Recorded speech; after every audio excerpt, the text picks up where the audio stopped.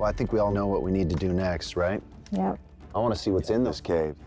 So do I. Yeah. we all do. These mines are made up of a rock called cinnabar. Now, while that sounds like a delicious morning treat, it also poses some potential dangers. So I went ahead and I made some phone calls. I found a team of cave drone experts. From a drone dropping dead in midair to a screaming beast circling a military camp, what Bryce Johnson's team captured might be the closest we've ever come to Bigfoot.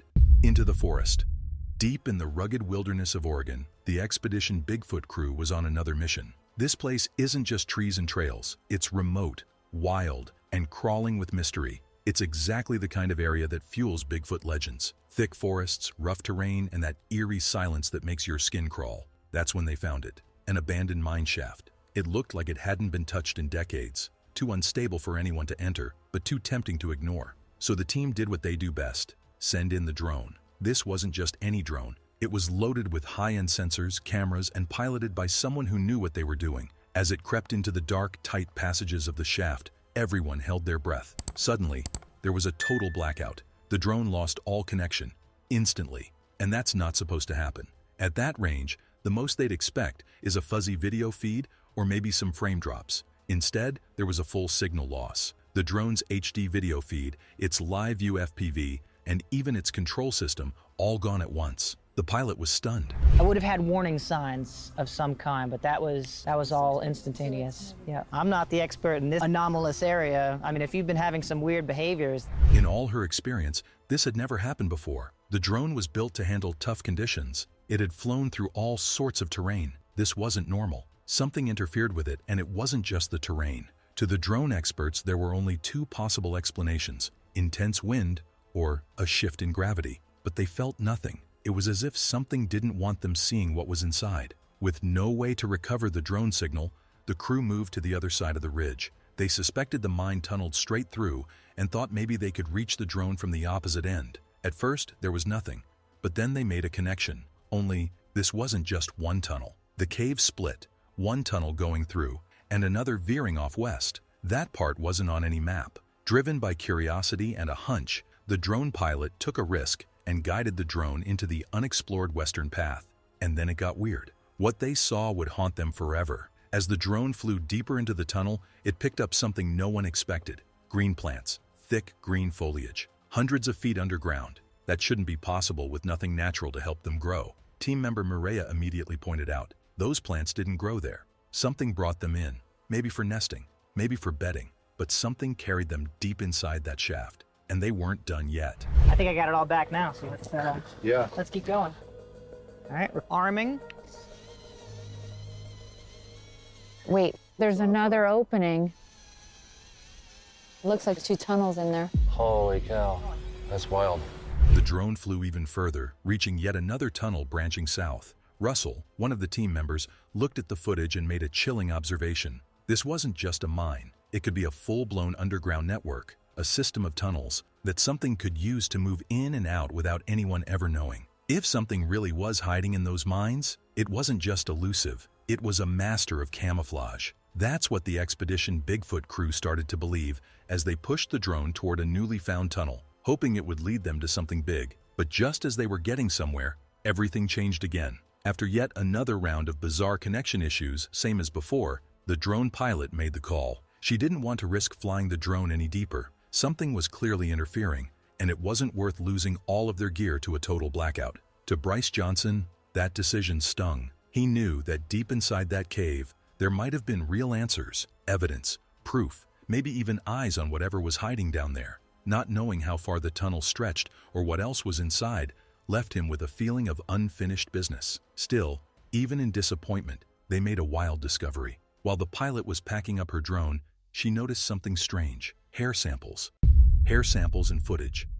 Maria spotted them first, reddish-brown and whitish strands clinging to the rough edges near the mineshaft. Her first instinct was, don't touch it. She rushed to get her collection kit to grab a clean DNA sample before anything got contaminated. Nobody knew what the hair belonged to. It could have been from a wild animal, maybe something that got dragged in by a predator, or something that came here to hide. Either way, the sample could tell them more. It was another piece of the growing mystery they were piecing together. The team had also set up a 24-hour camera near the site, recording everything from the moment they arrived until the second they left. That's a lot of footage. But Bryce combed through it again and again and finally saw something that froze him. A large humanoid figure, just casually passing through the trees. It was fast, but the size and shape didn't look like anything you'd expect from the usual wildlife. It was the kind of clip that made you sit back, rewind, and question everything you thought you knew.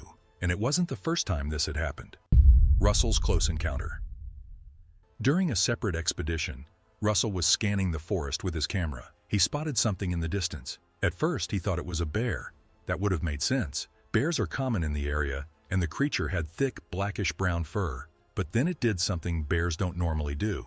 It stood up, not like a clumsy bear wobbling on its hind legs, but like a person, just straight up, balanced and steady. Then, it walked into the woods and vanished. Russell was stunned. He ran the footage back and showed it to his teammate Zach. "That thing just stood up, like you and I would," Russell told him, still in disbelief. Even in replay, it didn't make sense. It looked like the creature had been squatting, maybe watching prey, maybe watching them. And the way it moved, upright and confident, didn't match a bear's behavior. Bears can stand, sure, but not like this. Not with that kind of balance and ease. Russell tried to scan the tree line again, hoping to catch one more glimpse, hoping maybe the creature would appear on the other side. But it was gone, just like that. After his shocking sighting, Russell couldn't sit still. He had to check out the exact area where that mysterious figure had appeared. Maybe there were footprints, more hair, or something that could explain what he saw. After some searching, he called the crew back to base camp. He had something big to show. Everyone gathered around, curious and buzzing with questions. What had Russell seen that made him sound so excited? He hit play. At first, the footage looked simple enough. A distant shape moving along the hillside, over a mile away. "It looked like a bear," Russell said. And at first glance, it did. It was low to the ground and covered in dark fur. But then, it moved. Not like a bear, not even close. It stood up, smoothly, like a person. Russell slowed the footage down to give them a better look. And that's when things got weird. Bryce and Maria, who've been studying Bigfoot longer than most of the team, leaned in. To them, this wasn't just another false alarm.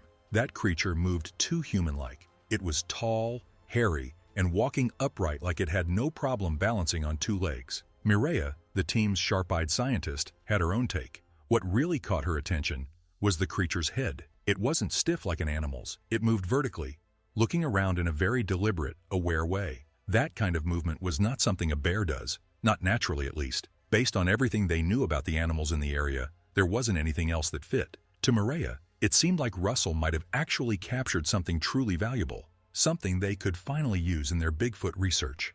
More footage.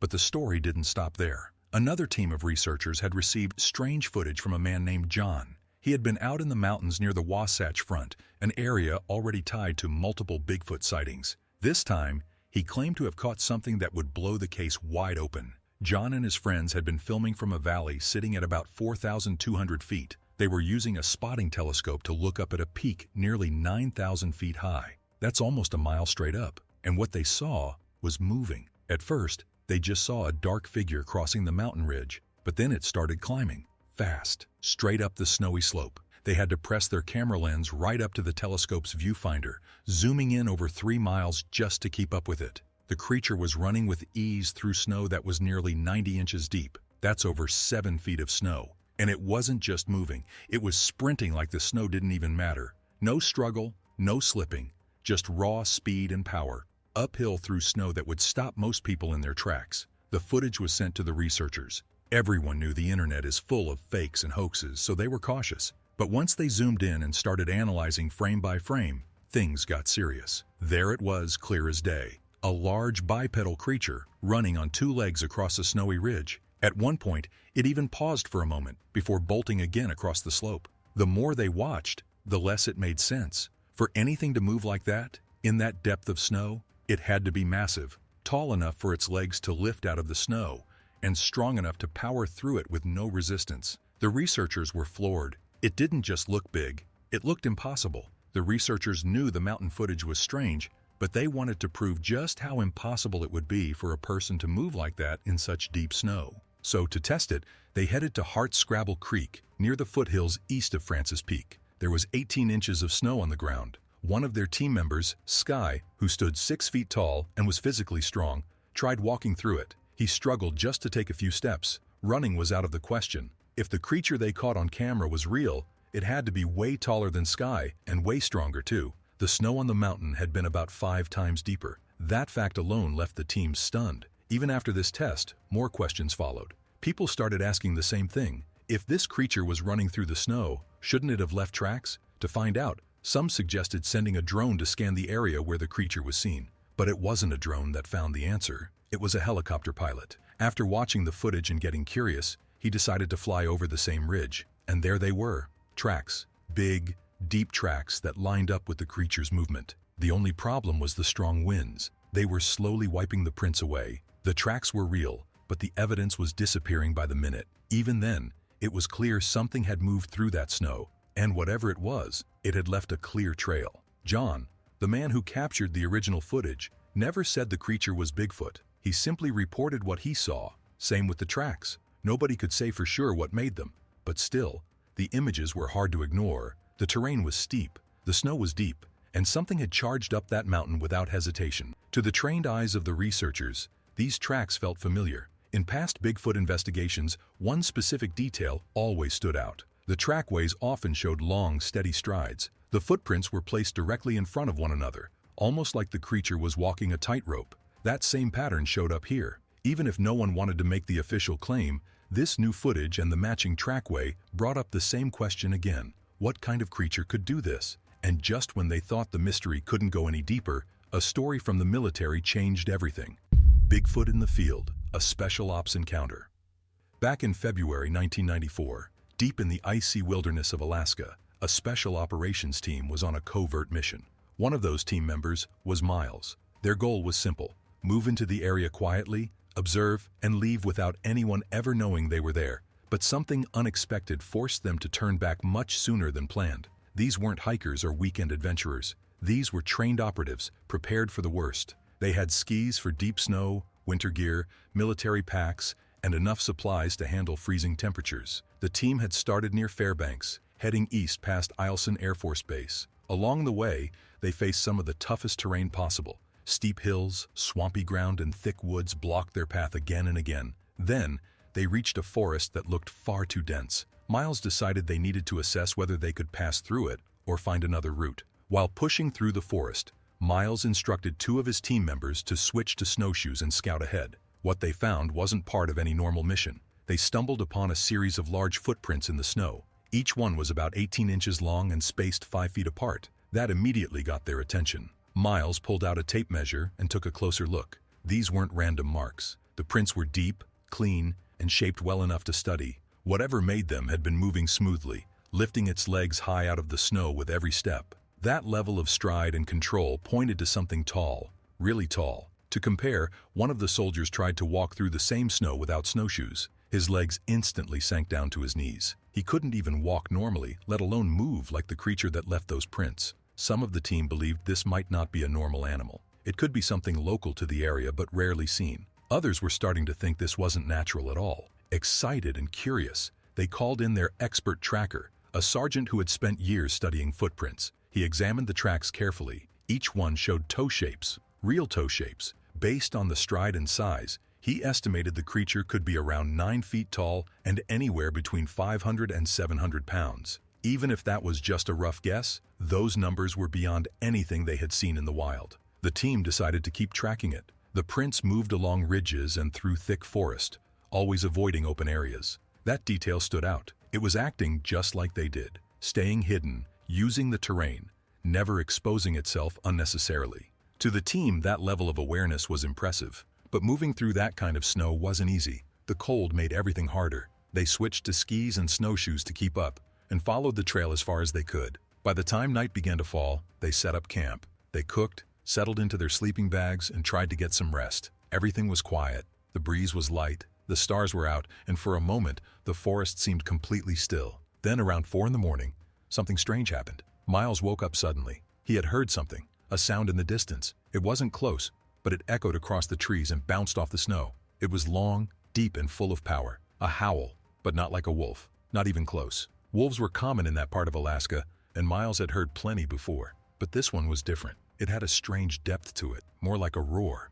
It felt bigger, heavier, like it came from something massive. Miles sat up and kept listening, heart racing. The rest of the forest went completely silent, almost like it was holding its breath. But that silence wouldn't last for long. Suddenly, the night wasn't so quiet anymore. A new, louder sound started approaching the camp. At first, the team thought it might be a moose. The noise grew louder, then stopped, just 100 feet away, leaving behind an eerie, frozen silence. As a seasoned special operative, Miles didn't believe this was just an animal passing through. He felt like they were being watched. Whatever it was out there, it was learning, studying their camp. Then the sound returned, this time from the southeast. It didn't move closer or farther, it just paced, back and forth, snapping heavy branches under its weight. Now the rest of the team was wide awake. One by one, they climbed out of their tents, all of them on alert. Their tracker led the group toward the sound. But just as quickly as it had started, the noise stopped again. The forest was silent. Then came the howl. It wasn't just a cry.